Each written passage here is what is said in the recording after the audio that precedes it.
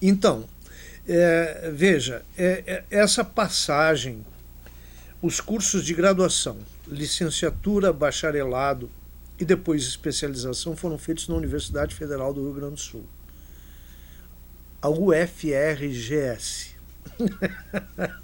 Ah, Logo depois da especialização, eu comecei a trabalhar em faculdades. E de uma faculdade, passei a trabalhar na Unicinos, na Universidade do Vale do Rio dos Sinos. Entrei para trabalhar num concurso para o curso de História e logo fui trabalhar também no curso de Ciências Sociais. E aí aconteceu uma mudança, dessas mudanças inesperadas que a vida arruma para a gente, maravilhosas. Eu fui trabalhar mais tempo no curso de Ciências Sociais do que no curso de História. Mas a universidade, em um certo momento, exigia dos seus professores fazer mestrado e doutorado. E aí, na hora de fazer mestrado e doutorado, eu fui fazer História. Porque era onde eu me sentia mais seguro, mais sólido, mais preparado. E o tema estava vinculado ou à cidadania e a direitos humanos. E normalmente as duas coisas, no mestrado e no doutorado. Em paralelo a isso, que passou a ser então meu objeto de estudo, eu estava muito mais próximo, nunca como um dirigente do movimento de justiça e direitos humanos, que o Jair era, enfim, a figura mais importante, Jair Kristic, a figura mais importante. Depois desse evento que eu narrei agora, do Sévigné, sempre que possível e sempre que necessário, quando tinha alguma coisa de educação, o Jair fazia contato comigo. Ou eu fazia contato com o Jair. E aí comecei a participar mais ativamente do movimento, sempre na dimensão da educação. Já Aquela cartilha verde você participou? Aquele livrinho verde? aquele livrinho verde, participar na elaboração não, mas participei na distribuição, intensamente. Eu acho que é dos primeiros. É Né? dos primeiros. O primeiro que mexe com isso. É dos primeiros. É um livro que vem de uma financiado por uma fundação alemã. E aí se imprime e se distribui. Não só no Estado, mas no Estado efetivamente. Naquele momento, o movimento de justiça e direitos humanos tem vínculo. Agostinho já fazia parte do movimento. Agostinho já tinha sido, inclusive, dirigente, presidente do movimento. Né? Conheci Agostinho lá, conheci outras pessoas lá que participaram muito de movimentos de direitos humanos lá. Agostinho, a minha relação com ele começa lá. Haviam deputados que participaram e que produziram a criação da Comissão Estadual de Direitos Humanos da Assembleia Legislativa. Né? Foi a primeira. Havia presença de discussões com os movimentos sociais mais importantes do Estado, lá no movimento de justiça e direitos humanos. E eu sempre fiquei com a impressão de que o movimento era um grande guarda-chuva, que reuniam os movimentos sociais. Tinha jornal alternativo que vocês tinham ligação? Tinha ligação com o jornal, era como é o nome? Era o movimento do Rio Grande do Sul, né? Era o movimento do Rio Grande do Sul. Né? O jornal era eu acho que era Movimento de Justiça e Direitos Humanos. O né? jornal. E o jornal também. Tinha o mesmo nome. Eu tenho lá algumas edições em casa que eu usei para fazer a tese. Eu tenho lá. Mas, repara, aqui tem um outro momento muito importante, que é um dia que o Jair me chama para conversar e diz o seguinte: olha, tem uma reunião em São Paulo, estão criando uma rede brasileira de educação e direitos humanos. Nós conversamos aqui na diretoria, eu não era da diretoria, não me reunia. Ele disse assim: então a gente está indicando você para ir, você aceita ir e tal. E aí eu fui para a reunião. Lembra a reunião que você estava? Nós ficamos no mesmo hotel. E ali conheci um movimento que estava se constituindo no Brasil, pensando como fazer educação e direitos humanos para o Brasil. É que aparece Margarida. Né? Aí está a Margarida, aí está a discussão das obras do Aguirre, do Pierre Aguirre. Aí estão as discussões do Instituto Latino-Americano de Direitos Humanos. E aí está a presença da Comissão de Justiça e Paz de São Paulo. Né? E aí também está a escolha do meu tema de tese, que é a questão dos direitos humanos e da democracia no Brasil. Aquele pressuposto do Bobbio, né? Sem direito humano não há democracia, sem democracia não há direito humano. E eu queria pensar isso numa dimensão latino-americana. Quer dizer, você não tem direito humano porque está sob ditadura. Para constituir a democracia, você tem que constituir a democracia em nome do direito humano. Então, o pressuposto teórico do Bobbio, ele toma outra forma. Não só da relação íntima de um com o outro, mas a relação de uma sociedade que luta por direito humano, que sabe que sem direito humano não pode ter democracia. Então, tem esse pressuposto. Eu acho que ali se forma, para a educação brasileira, um momento novo. Ali se institui um movimento novo. Né? É isso aí. Porque, repara, você deve lembrar que a gente lá era um número pequeno e dali a pouco um começa a contar o que faz no Estado, o outro começa a contar e o outro começa a contar. E um vai alimentando o outro. Porque, repara, ainda você não podia dizer que a democracia brasileira era sólida. Era uma democracia incipiente, medrosa, amedrontada e sob ameaça. Né? Você lembra que cada vez que se pensava alguma coisa mais ousada, alguém respondia: a gente chama os militares. Isso era dito para a gente com absoluta frequência, para a sociedade brasileira. A Rede Globo dizia isso todo o tempo, que era uma forma da ameaça, uma forma do medo. Bom, aí a gente começa a montar a rede. E lembro das experiências da rede em São Paulo com a presença do Paulo Freire. Paulo Freire, secretário de Educação, construindo junto com a rede seminários de formação em direitos humanos. Naquela época a comissão produzia muito livro, né, sobre direitos humanos. Eram uns cadernos, né? Eram uns cadernos em que as pessoas estavam lá discutindo o direito humano, tentando... Até chegar no Congresso. Não foi? Até chegar no Congresso. Isso mesmo. Isso mesmo.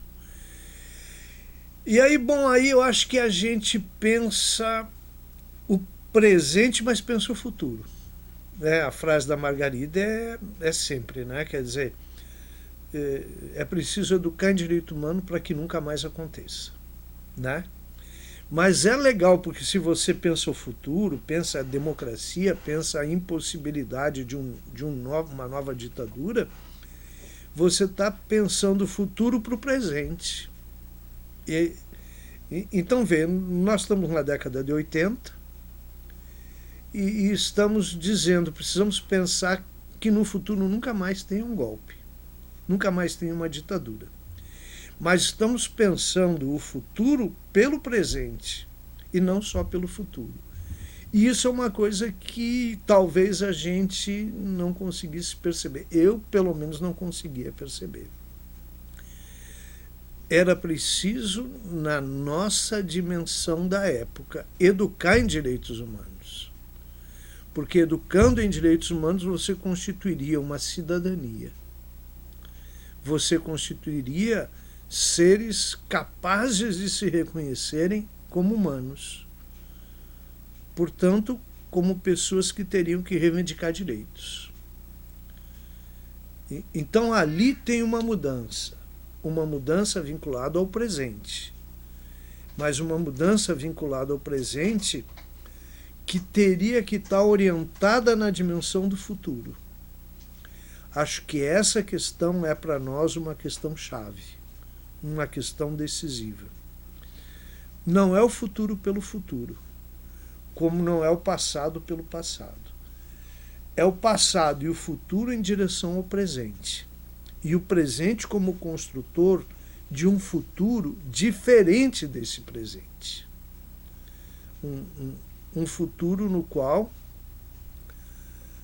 as ameaças sobre a democracia não repercutam tão intensamente como repercutiam naquele presente. Um futuro na qual os jovens, as crianças, os adultos possam viver sem medo. Sem medo de outra ditadura. Possam viver livres, constituindo vida digna. Então esse momento é para mim um momento muito importante, porque ele é outra vez uma mudança de rumo. Né? A rede tem, na minha vida, um papel fundamental. E eu acho que na educação brasileira também tem um papel fundamental. E também tem um detalhe que todas as nossas referências eram mais Pérez Aguirre, a questão de São José da Costa Rica, mas na verdade não era publicizado. Não. As experiências que a gente chamava de educação popular, tudinho, aí começou de maneira a normatizar esse tipo de coisa, né? E surgiu o que é hoje, que é muita coisa que apareceu. Né? Olha,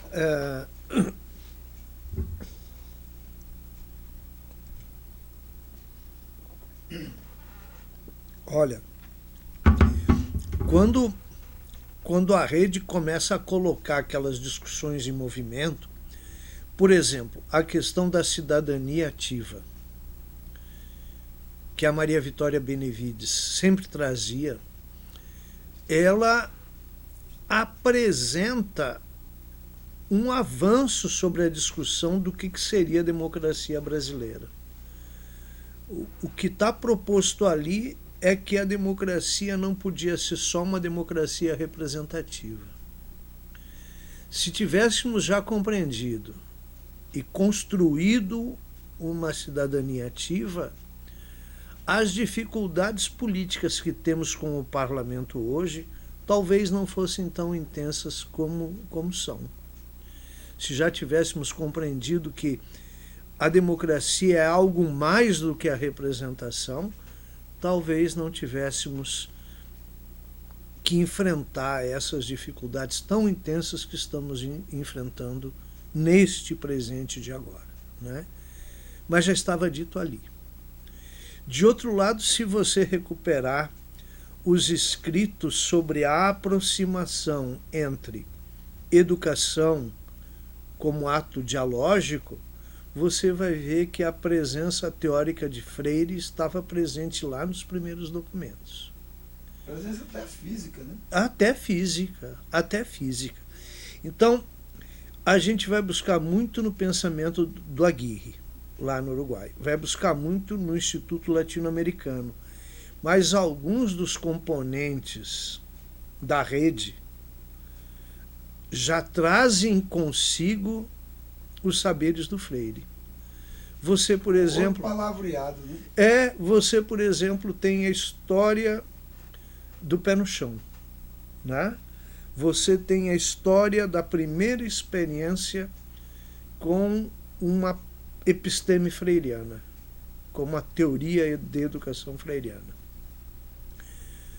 Os colegas pernambucanos levam isso também para a rede. Os colegas da Paraíba levam isso para a rede.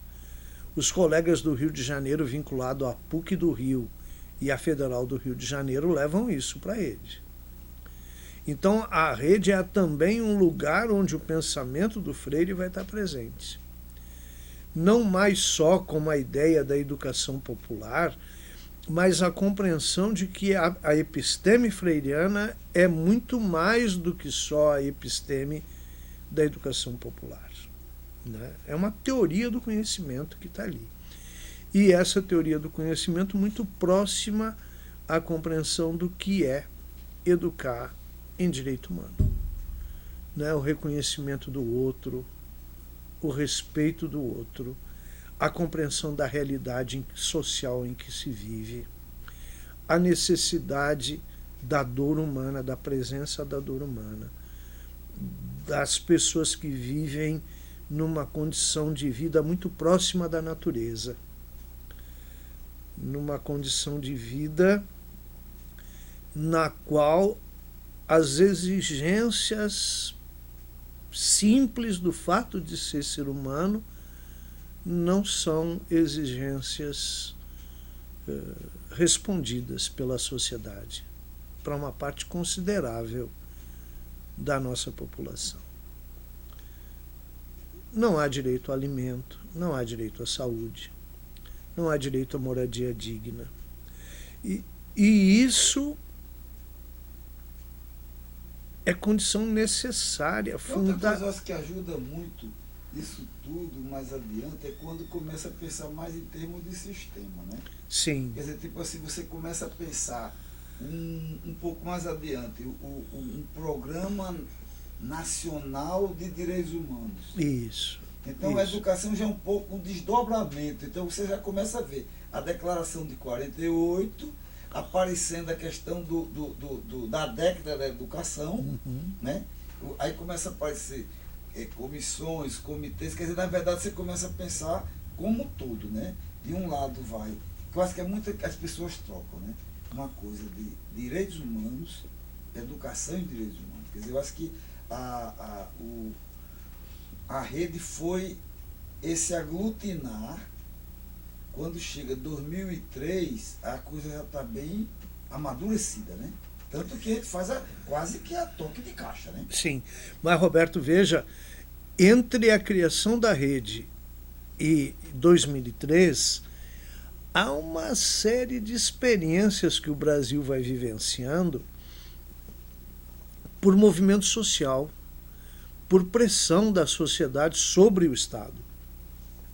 É um momento que a sociedade brasileira vai exigir do Estado que cumpra compromissos que um Estado tem que ter, quando é um Estado democrático, tem que ter com a sociedade toda.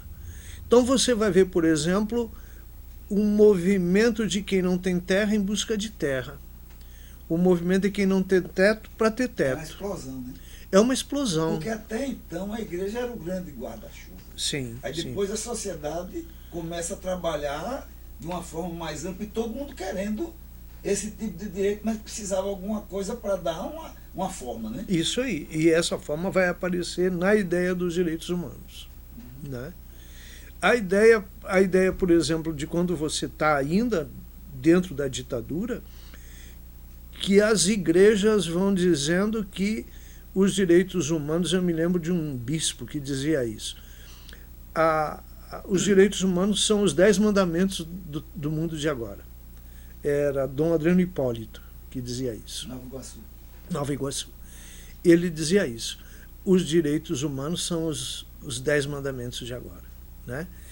Mas aí quando você está saindo da ditadura, a sociedade está dizendo o que precisa. Aí tu tem lá o sujeito que não quer amar da maneira que determinam que ele ame. Ele vai dizer, eu quero o meu lugar. E o sujeito que não é branco vai dizer, eu quero ser um igual. O sujeito que não é nem branco nem negro vai dizer, eu quero a minha terra de volta. Né? E aí você vai constituindo um universo de direitos humanos. Quer dizer, na verdade, existia uma grande demanda reprimida. Que houve essa explosão. Houve essa explosão. O pessoal, você deve lembrar, o pessoal na época está lutando por alimento. É tão forte isso que os governos que se seguem na redemocratização começam a fazer políticas nessa direção. Não me lembro qual governo, mas tinha o Vale Gás. E logo vai precisar de novo, né? Aí logo vinha o Vale, não sei o quê. Aí vinha outro Vale Transporte, me lembro que tinha, né? A gente recebia junto com o salário um saquinho de moeda para o transporte. Aí vai, né? Vale Leite, né? Depois teve um governo que era muito, muito generoso, Vale de Dentadura, né? Então você vê como a sociedade vai reclamando do governo, reclamações do seu negativo de vida, e o governo não sabe muito como reagir. E não pode mais reprimir, porque havia matado muito. Então o Estado vai fazendo políticas para tentar atender isso, né? E as pessoas vão fazendo independente do Estado. Vão encontrando as suas formas independente do Estado. E vão dizendo publicamente, olha, meu corpo é masculino, mas os meus amores não. Meu corpo é feminino, mas os meus amores não. E eu quero amar da forma que eu sinto o amor, né? O Milton Nascimento tem uma frase belíssima, né? Qualquer maneira de amor vale a pena, qualquer maneira de amor vale amar, né? Então a sociedade vai exigindo direitos. E a rede vai canalizando isso para pensar uma outra educação. Uma educação em que a criança, o adolescente, o adulto seja tratado como um ser humano. Agora, uma outra coisa, Solon, que eu sempre achei interessante na rede era o lance da fraternidade. Quer dizer, eu participei de muitos movimentos, eu inclusive caí fora porque o lance da competição era uma coisa muito séria.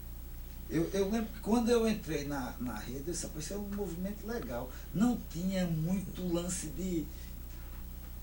Esse joguinho de bastidor, de baixaria, né? É verdade, a rede tem um ensinamento que nos deu, né? Magnífico, talvez pela forma de ser da Margarida Genevois, né? Mas talvez pelo tipo das pessoas que estavam ali, né? Que era a ideia de como é que podemos contribuir uns com os outros, né? Você chama de fraternidade, acho que pode ser, mas ficava animado quando viu. É verdade, né? É verdade. Até hoje a gente fica animado, né? Fica animado. Havia uma relação de muita confiança, de troca, efetivamente de troca. E acho que essa aprendizagem foi importante para aquilo que gestou de discussões no Brasil. Eu recordo de sair do Rio Grande do Sul lá por fim dos 80, ia lá um lugar que acho que ninguém me conhecia, ninguém sabia quem eu era, e de repente era um tema e estava lá cheio, o auditório lotado, né? E depois ia lá no outro lugar ainda diferente, estava o auditório lotado. Eu me lembro de ter andado diferentes regiões do Brasil, no final dos 80, começo dos 90, com auditórios lotados para discutir direito humano.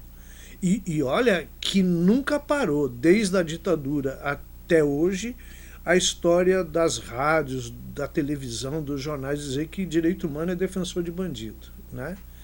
E a gente sempre, não, a gente defende a vida, todas as vidas, com dignidade. É o oposto, né? A gente defende a vida, e a vida digna, para todos, né? E isso foi muito forte. E eu acho que isso foi não só forte, como produziu uma esperança. E aí, quando você dizia o Plano Nacional de Direitos Humanos, ele nasce dessa pressão, o primeiro plano. Ele nasce dessa pressão e, pelo que me parece, quer dizer... nasce lá em Viena, né? Que nasce a partir de Viena, da Conferência Internacional de Viena. Foi um acordo que aconteceu lá entre a turma do Saboia com o Nilmar. Né? Isso mesmo. Mas aí você diz, a sociedade está exigindo do governo. E é o primeiro plano nacional de direitos humanos, o primeiro programa nacional de direitos humanos vem ainda no governo do Fernando Henrique. E lá se aponta a ideia de educar em direitos humanos. Né? Mas quando aparece ali, a gente já fazia. Nome, né? Com outro nome.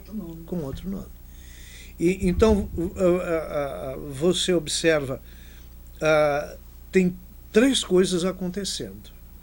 Primeira coisa, a sociedade brasileira se movimenta.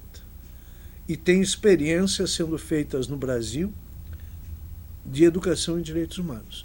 Essa experiência que falei de Porto Alegre frutificou. A experiência da rede